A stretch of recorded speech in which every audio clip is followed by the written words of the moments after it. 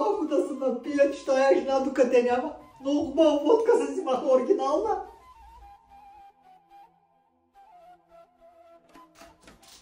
Абе, ти пак ли пиш? Нема, правя видео за TikTok. Не ти ли писна? Какво да ми е писнало, ма? Не виждаш ли? Кеф ми е на живота. Сега ще ти дам аз на кеф на душата ти. Ко стана пак, ма? На теб не ти ли писна? От какво да ми писни, ма? Ти тук вече хората те забравиха. Ама как ще се ме забравили, приятели? Искам това видео да го споделите, да лайквате, да коментирате, защото от утре нататък вече започваме с истинските видеа. Приятели, споделете видеото, че ми писна от тази жена всеки ден боя.